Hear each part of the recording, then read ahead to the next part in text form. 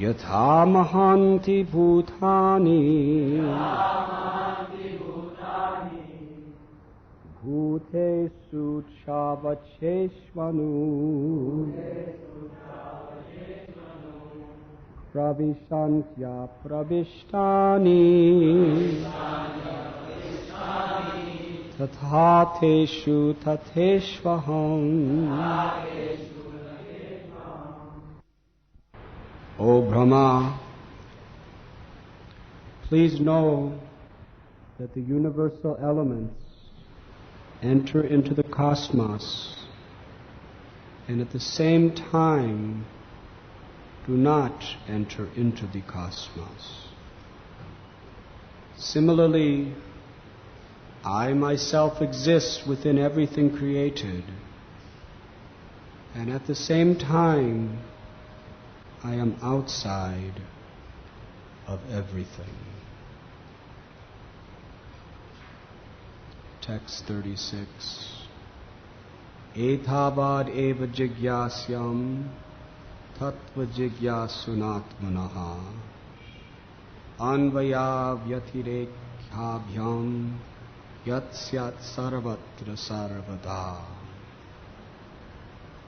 A person who is searching after the supreme absolute truth, the personality of Godhead, most certainly search for it up to this, in all circumstances, in all space and time, in both directly and indirectly. Purport by His Divine Grace, A.C. Bhaktivedanta Swami Prabhupada.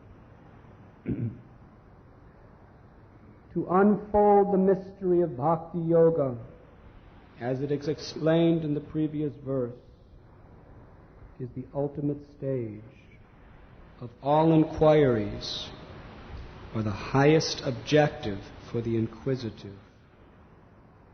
Everyone is searching after self-realization in different ways, by karma yoga, by jnana yoga, by dhyana yoga, by raja yoga, by bhakti yoga. To engage in self-realization is the responsibility of every living entity developed in consciousness. One who is developed in consciousness certainly makes inquiries into the mystery of the self and the cosmic situation and of the problems of life. In all spheres and fields, social, political, economic, cultural, religious, moral, etc., and in their different branches. But here the goal of all such inquiries is explained. The Vedanta Sutra philosophy begins with this inquiry about life, and the Bhagavatam answers such inquiries up to this point, or the mystery of all inquiries. Lord Brahma wanted to be perfectly educated by the personality of Godhead, and here is the answer by the Lord, finished in 4 nutshell verses, from aham eva to etavad eva. This is the end of the self-realization process. Men do not know that the ultimate goal of life is Vishnu, or the Supreme Personality of Godhead, due to being bewildered by the glaring reflection in the darkness, and as such, everyone is entering into the darkest region of material existence, driven by the uncontrolled senses. The whole material existence has sprung up because of sense gratifications, desires based principally on the sex desire. And the result is that in spite of all advancement of knowledge, the final goal of all the activities of the living entities is sense gratification. But here is the real goal of life, and everyone should know it by inquiries put before a bona fide spiritual master, expert in the science of Bhakti Yoga, or from a living personality of Bhagavatam life. Everyone is engaged in various kinds of spiritual inquiries, but the Srimad Bhagavatam gives answers to all of the various students of self-realization.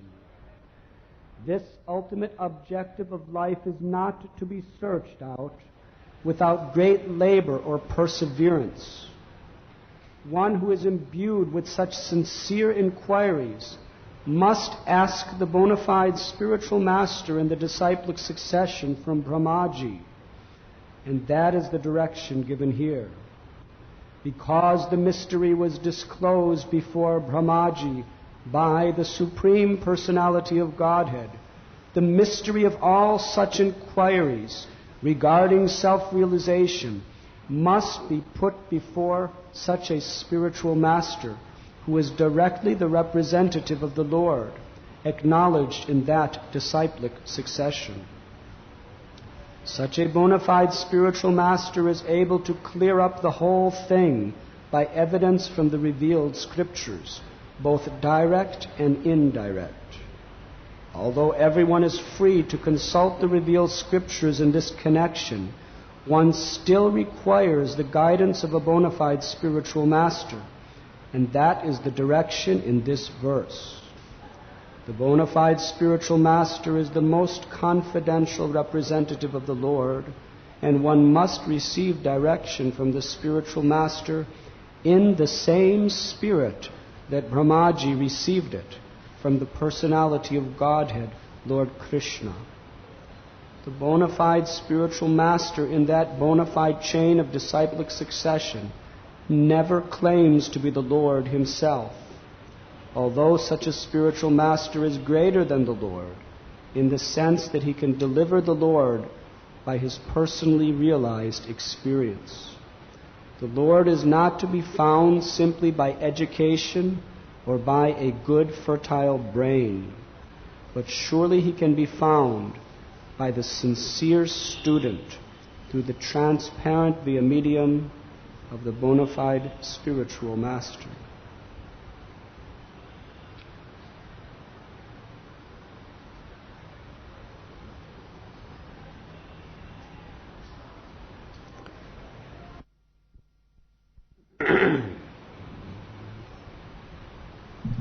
In these 4 verses of Srimad Bhagavatam,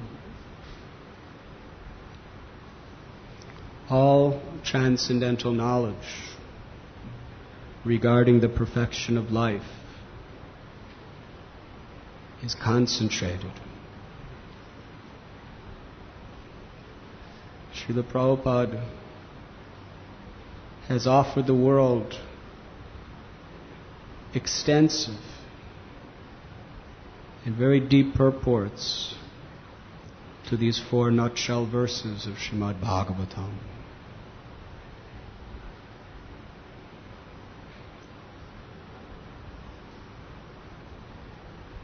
I would like to read the verses.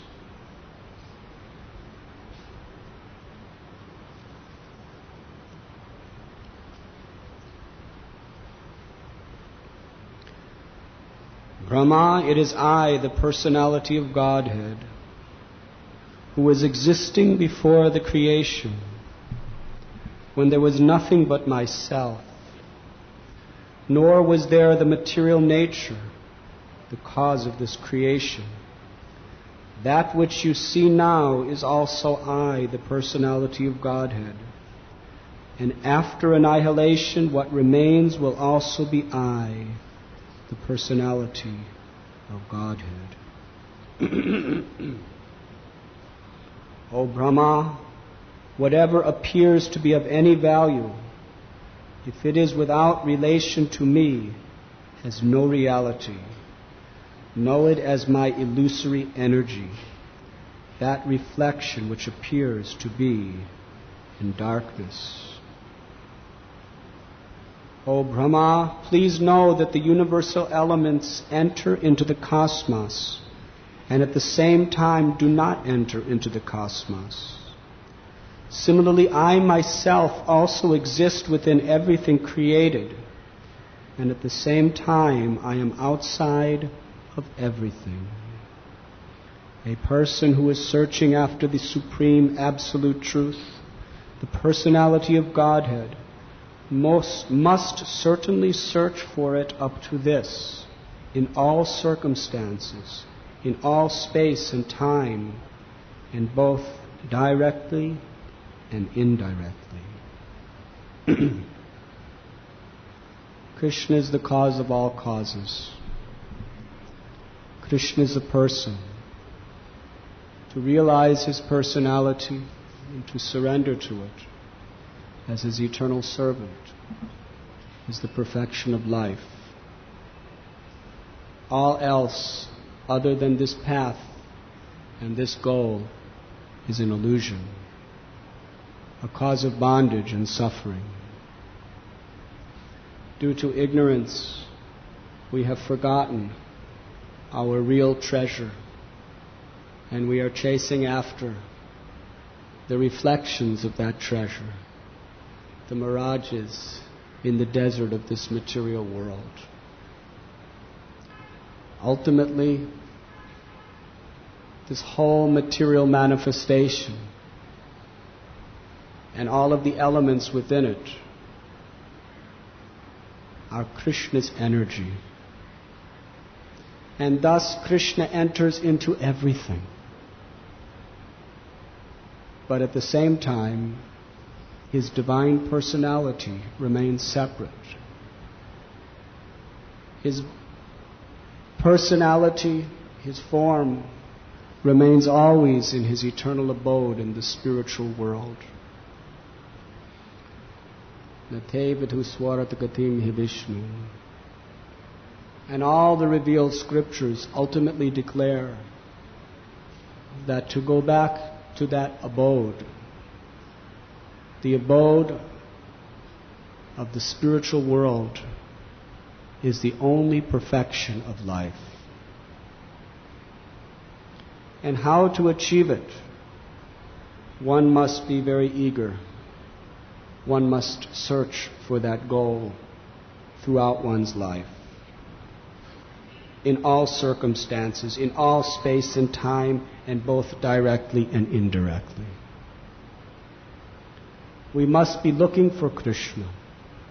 We must be looking for the opportunity to serve Krishna in every aspect of our life. Nothing in our life should be separated from Krishna. Forgetfulness of Krishna for a moment is the greatest tragedy. To forget Krishna is to spiritually die. Everyone in this world is so much afraid of the inevitable death of this temporary body, which has literally nothing to do with our eternal self. People within this world are constantly endeavoring, and the prime basis of those endeavors is their fear of death. And they're trying to enjoy the senses. And why are people so afraid of death? Because they're attached to sense gratification. And this body is the vehicle, the means by which they are enjoying their sense gratification. And if they lose this body, they lose the facility for sense gratification. If you lose your desire for sense gratification, you become fearless. When you no longer want to exploit the resources of Krishna's property for your own selfish, fastidious enjoyment, then you transcend fear of death. You transcend all the limitations of this material existence. So sense gratification is the great impediment which causes us to forget Krishna. And if we want to actually progress in spiritual life. Krishna gives us the instruction of how to do so in this verse, which is the conclusion of the nutshell verses. Within the previous 3 verses, which are the summary study of all transcendental knowledge of all the Vedas,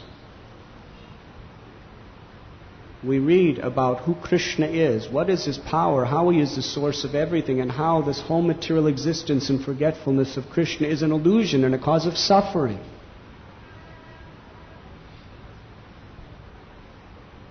And Krishna concludes it by giving us this most valuable instruction. We must search for Krishna. We must search for the truth in every aspect of our life. And Krishna reveals himself to us to the very degree that we want to see him.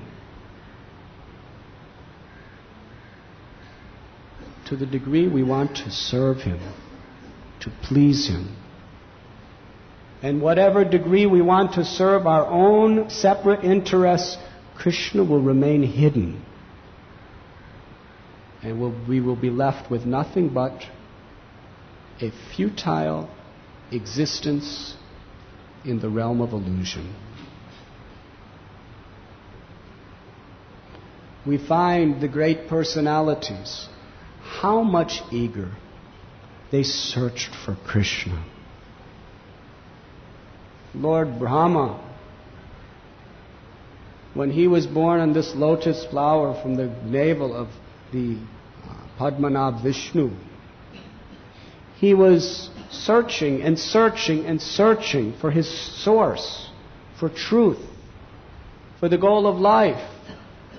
He went up and down the stem which comprised all the 14 planetary systems. He was not going to be satisfied with anything except finding the truth. And because of his sincere desire, Krishna revealed himself. First he tested him. He told him, you perform tapasya. You forget everything else. You just meditate on me. And Brahma did not want anything else, anywhere else, except Krishna. So Krishna revealed all transcendental knowledge. He revealed darshan of the spiritual world and personally embraced Lord Brahma. This is the perfection of life. In Sri Chaitanya Bhagavat, we find the story of Tapan Mishra. He was a very, very learned Brahmin and very pious, most charitable. He was the embodiment of morality. But he wanted to know what is the highest truth in life and what is the means of achieving it. And nothing else in this world meant anything to him if he didn't find that out. So he was searching. Tapan Mishra was a family man. He had a nice family. He was not a poor man. He was pious. He was well liked by everyone. But he didn't care anything for his family. He didn't care anything for his home. He didn't care anything for his reputation, for his health, or for his life. Because he understood all these things are meaningless. They are all just a burden if we do not understand the goal of life and how to achieve it. When we understand what is the goal of life and how to achieve that goal of life, then our family, our home, our wealth, our reputation, our abilities, our status in society, they all have a meaning and a substance to be utilized for that purpose. But with all that purpose, it is all simply a miserable illusion. And fools, they do not understand that they are living in a miserable illusion. They are trying to stay in that illusion forever. But an intelligent person like Tapan Mishra, he was searching. He was searching from the core of his heart. He was so eager to hear. He was approaching so many saintly persons. He was studying so many various scriptures, and he was a great, great scholar. But he could not comprehend what is truly the goal of life and how to achieve it. Because factually, it is impossible to understand these principles in truth by our own capacity. We were explaining Jananivas Prabhu's explanation of how Srila Prabhupada was speaking to one of the biggest, most well-renowned philosophers and professors of religion. He had big specialist PhD. For decades, he had thoroughly studied the Vedic literatures. People were coming to him to get PhDs and become professors. And Srila Prabhupada asked him, who is God? The professor began to explain in so many eloquent, technical words. Actually, this is very difficult.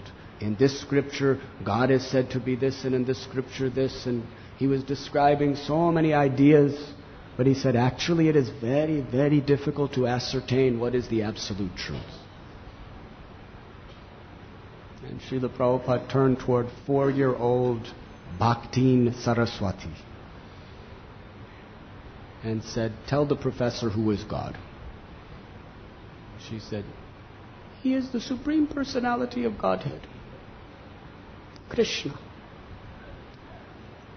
Srila Prabhupada said, she is a 4-year-old child, she knows who is God. You are a big PhD professor, you don't know who is God. Therefore you are a cheater, you should not teach. You are not a professor, you are a cheater. If you do not know, what right do you have to teach?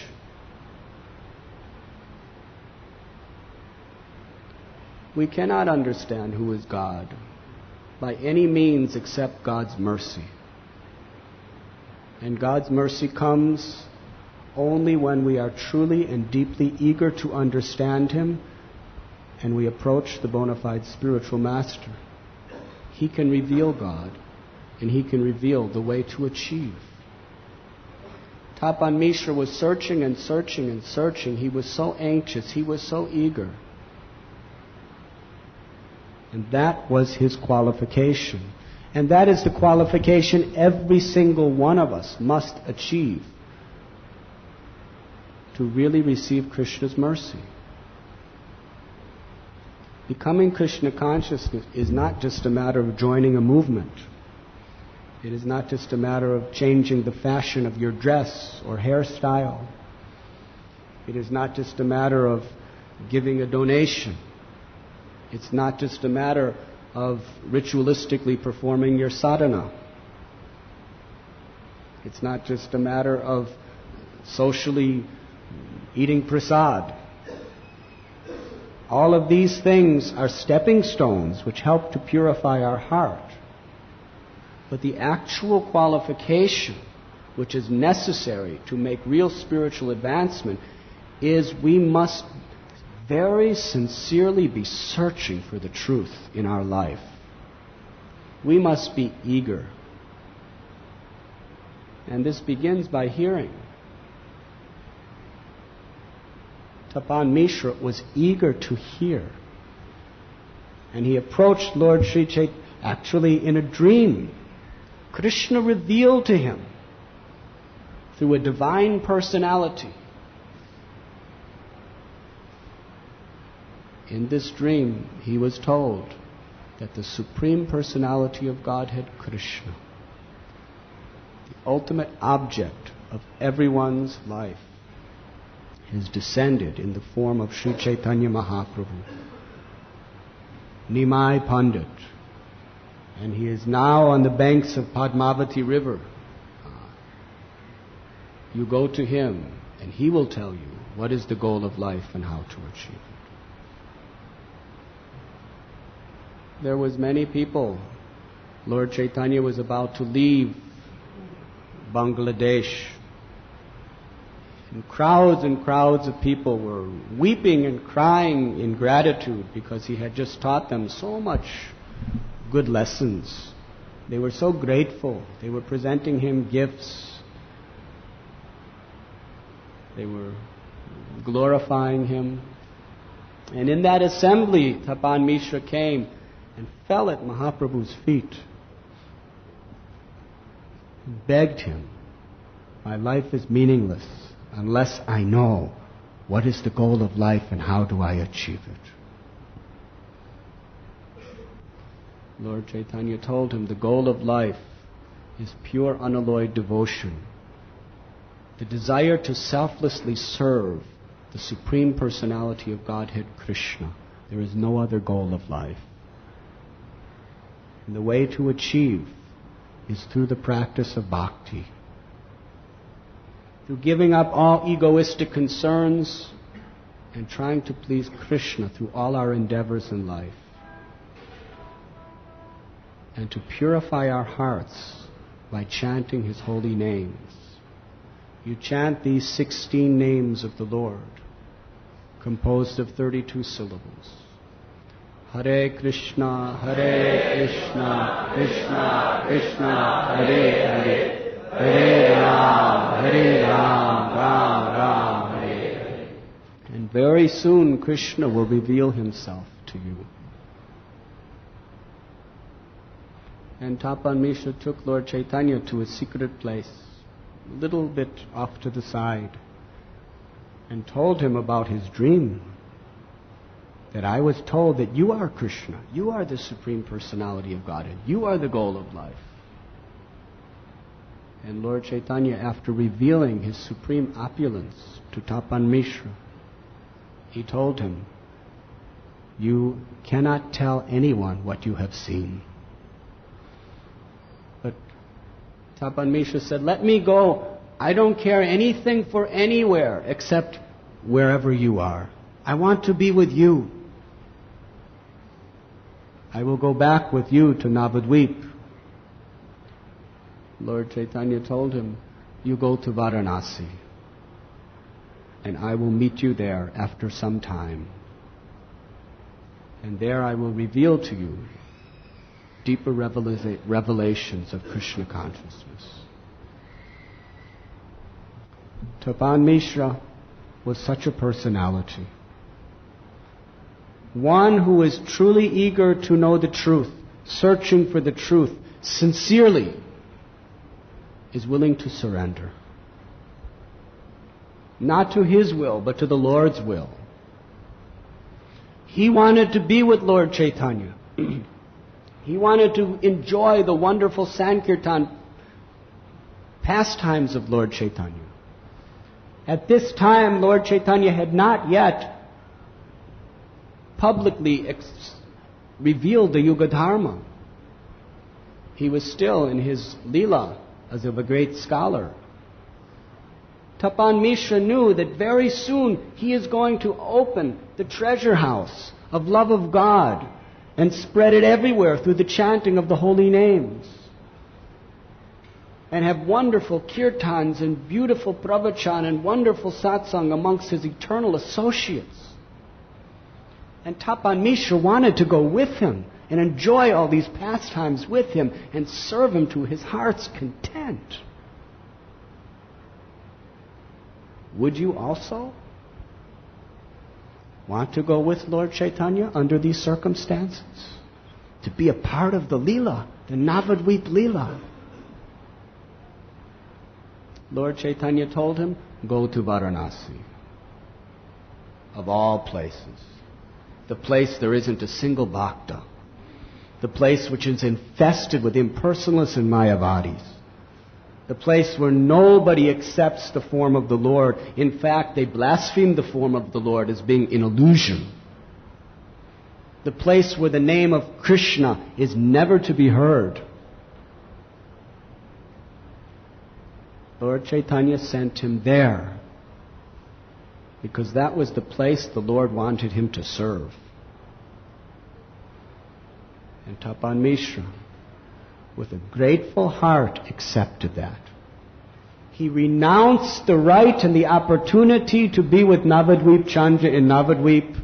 He renounced the kirtans in Srivas Thakur's house, the wonderful kirtans in the street, seeing the beautiful transformations of the ecstasy of Lord Chaitanya as he danced, to go to Varanasi, to live amongst the monists.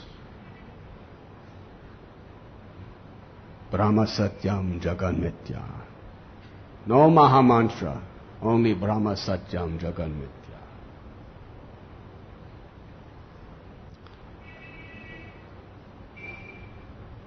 Tapan Mishra is the example of a truly surrendered soul. And it is from him that Raghunath Bhatta Goswami, one of the great 6 Goswamis, appeared in this world.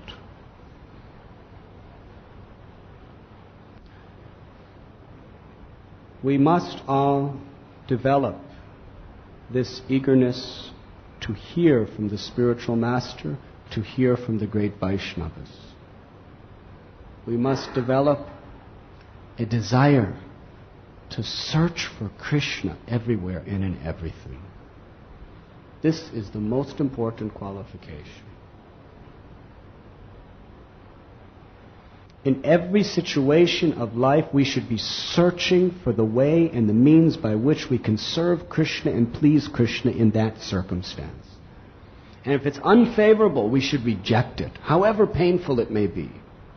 However much of a disgrace it may create to our reputation, we should reject anything that is unfavorable for devotional service.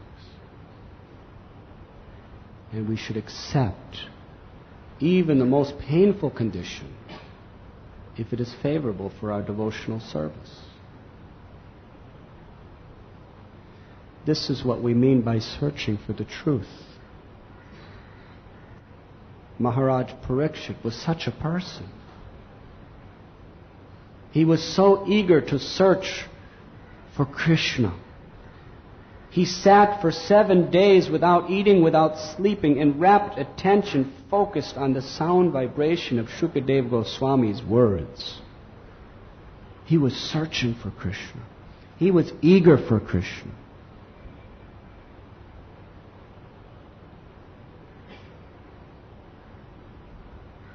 Lord Chaitanya Mahaprabhu, one time there was just a little boy, and this little boy was so eager to hear from Lord Chaitanya about Krishna Katha. So eager that Lord Chaitanya would just give him so much time, even though people were criticizing him. Damodar Pandit, Lord, you should not be spending so much time like this. But Lord Chaitanya saw he was so eager to hear. I must give him Krishna. And Srila Prabhupada, he sacrificed his life to travel to so many places. It was very difficult for him to travel. And it was very difficult for him to be giving so many speeches. But he didn't mind, as long as there were people who were eager to hear.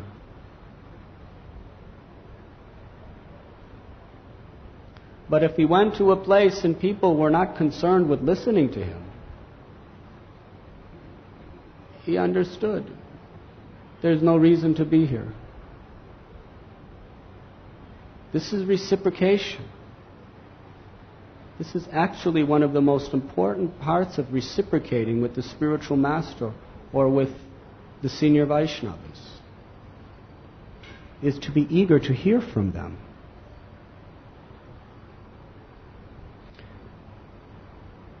if the Vaishnav comes to speak, and we all have so many other activities and so many other duties and so many other things to do, and we don't come, or we come late,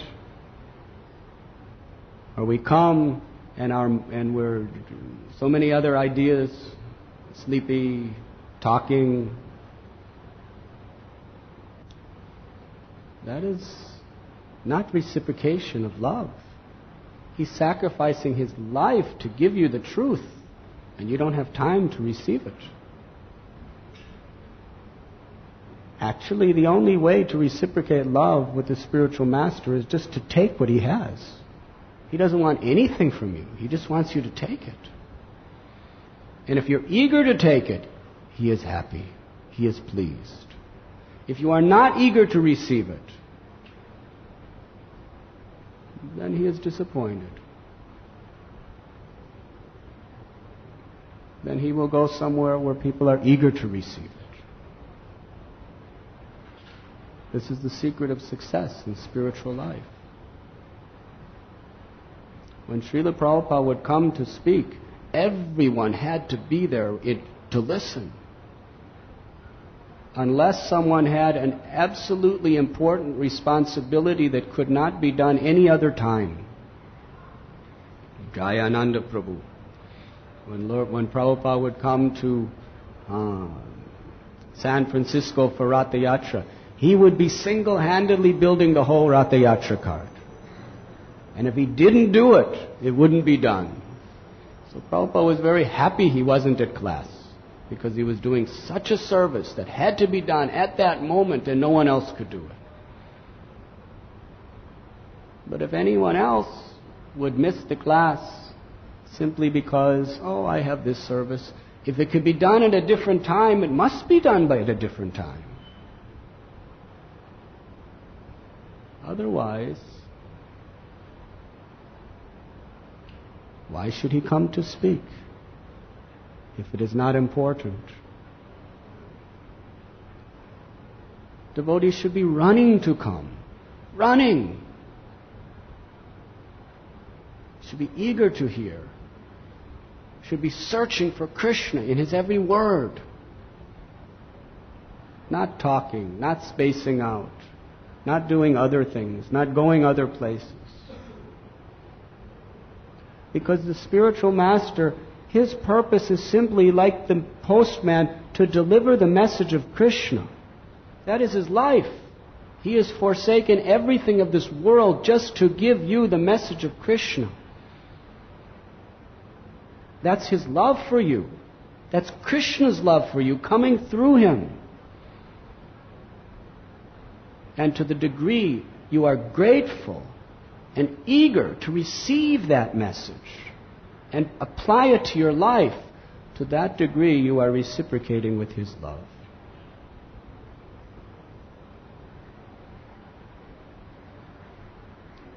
Otherwise, all other talk about surrender and shelter is all sentimental.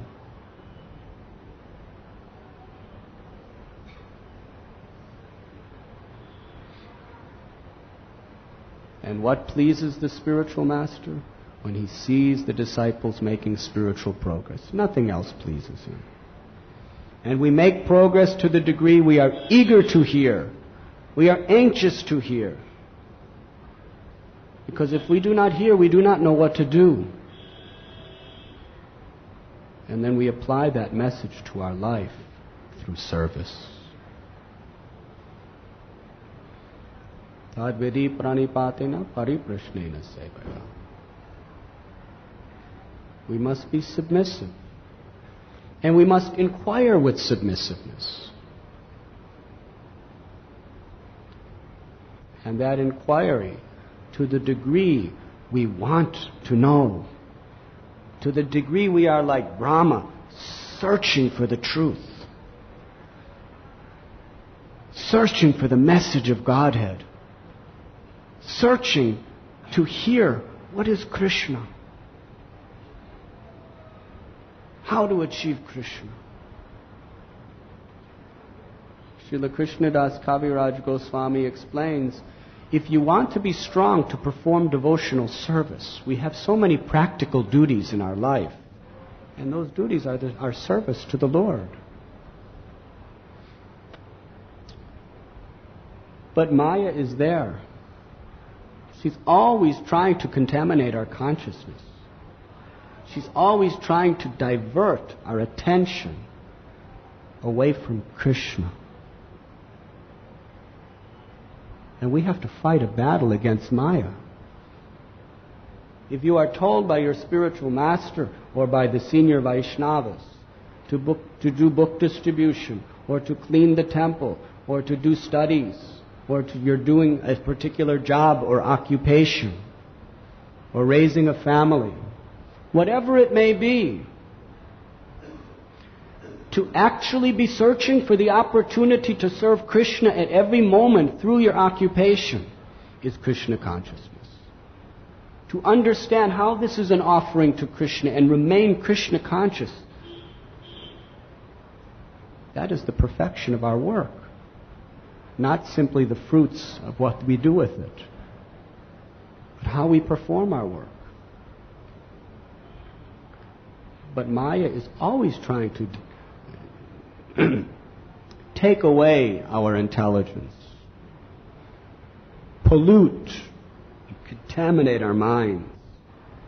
Therefore, Srila Krishnadas Kaviraj Goswami explains, if you want to be strong enough to do your duty in Krishna consciousness, you must eat proper food grains. You cannot do your work physically without eating food grains. And food grains means hearing the message of the Lord and chanting the holy names of the Lord.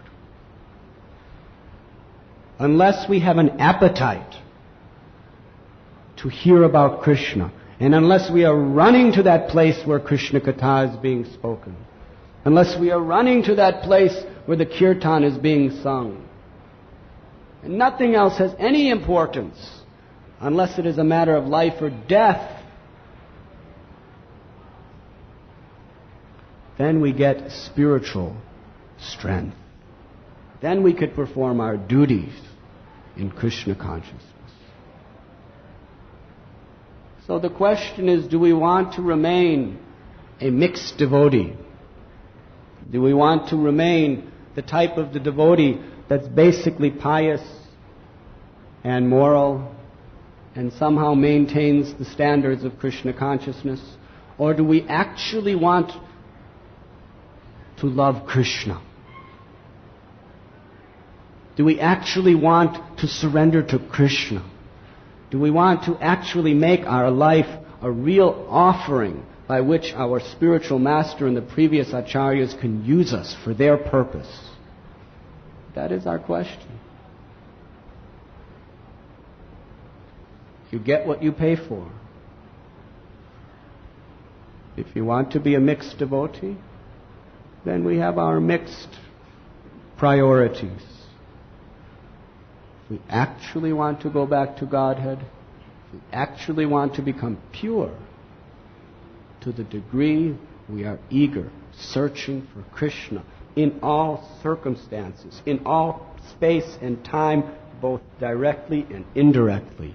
This is Krishna's instruction to Brahma, which has come down through disciplic succession to this very day. It is the eternal word of God.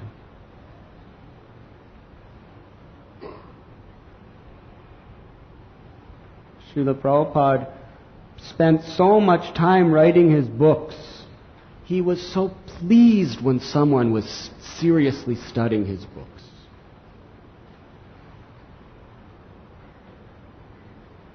He was so happy with that person because he was reciprocating with a grateful heart for the great sacrifice Prabhupada had performed by simply taking it and reading it sincerely.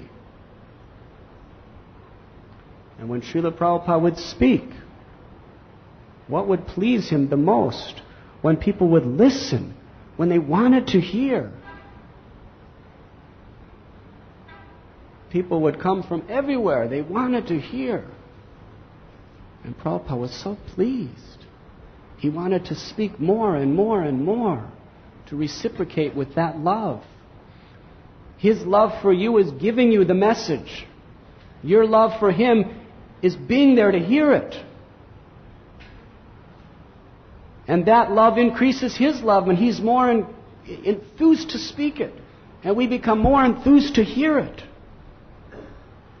This is Bhagavat tradition. Shukadev Goswami told Maharaj Parikshit, because you are so anxious, so eager, so much you want to hear, so much you are determined to hear this message, I am equally becoming inspired to speak more and more and more with greater enthusiasm. You are showing love to me by your eagerness. I want to give you more love by speaking.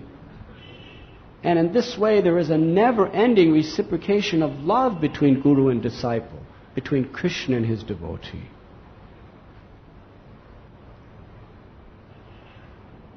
This is the essence of spiritual life.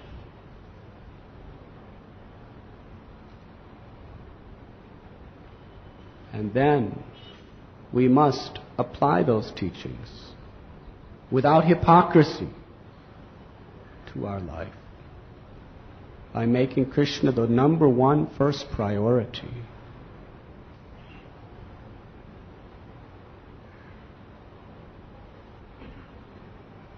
A person who is searching after the supreme absolute truth, the personality of Godhead, must certainly search for it up to this in all. Is explaining we should search for Krishna and pure devotion to Krishna, and we should not settle for anything else. If you accept any alternative or any substitute, you will not get Krishna. And Maya's business is to provide innumerable substitutes, innumerable alternatives, innumerable excuses and justifications why it is not possible for you to show your love for Krishna, to do Krishna's will, to hear Krishna's message, to serve Krishna's words. Any excuse, any justification to delay the process is simply Maya coming to cheat us.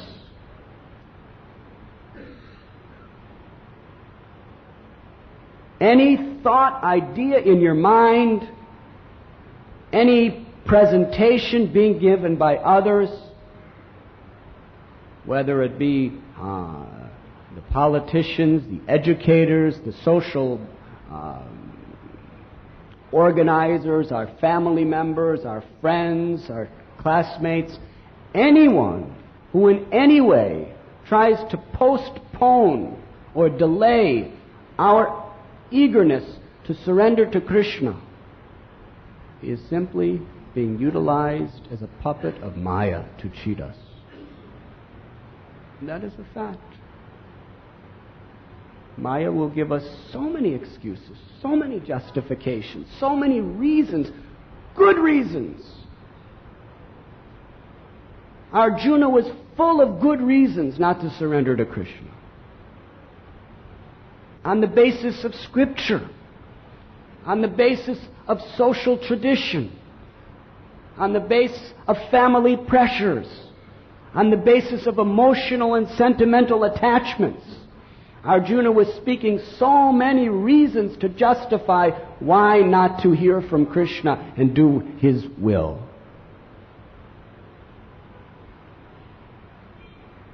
And Krishna, asochanam vasochastvam. Arjuna, you are speaking, learned man. You are a fool. Everything you're saying is all nonsense. Although socially it was correct. According to the Karma Kanda scriptures it was correct. According to family tradition everything was correct. But Krishna said, you are a fool and you are speaking all nonsense. Why? Because it has nothing to do with your soul. It has nothing to do with the purpose of life. It has nothing to do with your relation with God. So in the same way, Maya will be creeping in from all directions, trying to give us reasons.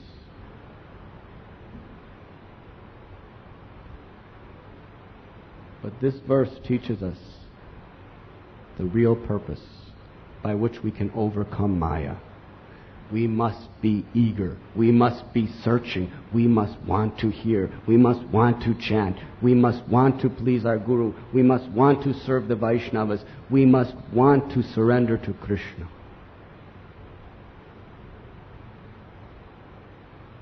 We must reciprocate with the love that is being given to us. Not in a sentimental way, but in a real way.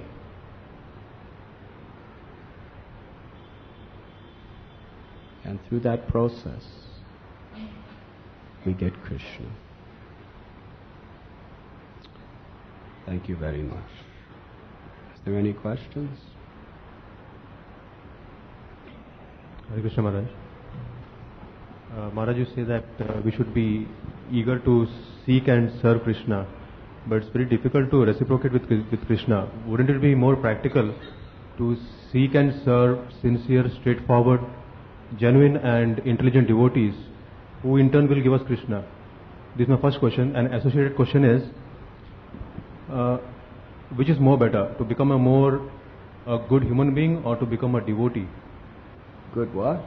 I mean, is it better to be a good human being than first trying to become a devotee? If you're not a devotee, you're not a human being.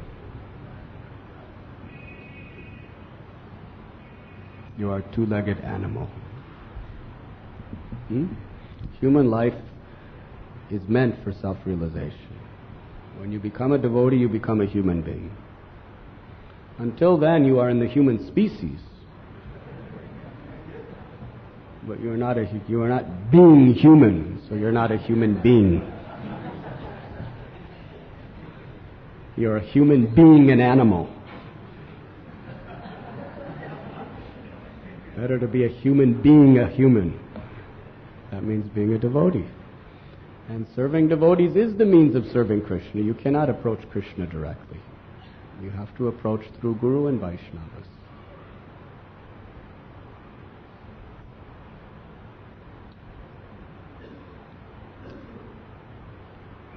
So Srila Prabhupada has so mercifully, so kindly given us this wonderful opportunity. He has created a whole society, the International Society for Krishna Consciousness. In this world, certainly many faults and obstacles will come, but it is Prabhupada's society. It is Krishna's society. And we should always be faithful to this great gift of this movement that Srila Prabhupada has literally sacrificed his life to establish. And we must follow his simple teaching. Prabhupada's final instructions, he told us we should always be strict and never give up the International Society for Krishna Consciousness. Always be strict and never give up our chanting of 16 rounds following the 4 regulative principles and our devotional service. He begged us, never give this up. And show your love for me by how you cooperate with one another to push on this movement. Cooperate means, in a service attitude, to inspire one another.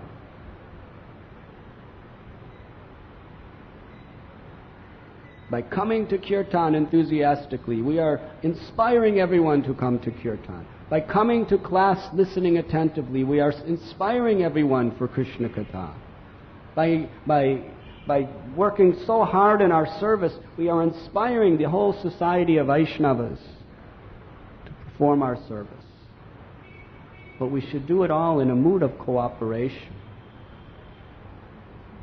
Cooperation means not to criticize, not to be negligent to the needs of the other Vaishnavas. We should be very, very attentive to serve the devotees with great care, to put aside our own egoistic ideas, our own attachments, our own social pressures, to make sure we are very, very carefully being a pleasing, exemplary inspiration to the whole society of devotees, and serving the devotees in this mood. And in this way, we could actually become empowered. I am leaving this evening. It is in Krishna's hands. When or if we ever come back, nothing is certain in this world. The only thing that is certain in this world is two things: that we will die, and that Krishna's holy name will bring us back to Godhead. Other than that, there's no other certainties. So while we are away, our very humble request is keep Prabhupada's teachings, keep Prabhupada's dream as the goal of your life. Remain united. Do not let anything create disunity amongst you. Unite on the higher principle of service to Guru and Krishna. Remain very strict in your sadhana, and be very exemplary to one another. Come to the programs in the temples. Come to the programs in the congregational areas. Be eager to hear. Be eager to speak. Be eager to participate in kirtan. Don't let things go less. Keep everything increasing. Keep searching for Krishna in all circumstances, in all time, in all place, indirectly and directly. Always search for Krishna. Chant Hare Krishna and be happy. Thank you very much. Hare Krishna, Hare Krishna, Krishna Krishna, Hare Hare, Hare Rama, Hare Rama, Rama Rama, Hare Hare. Srila Prabhupada ki.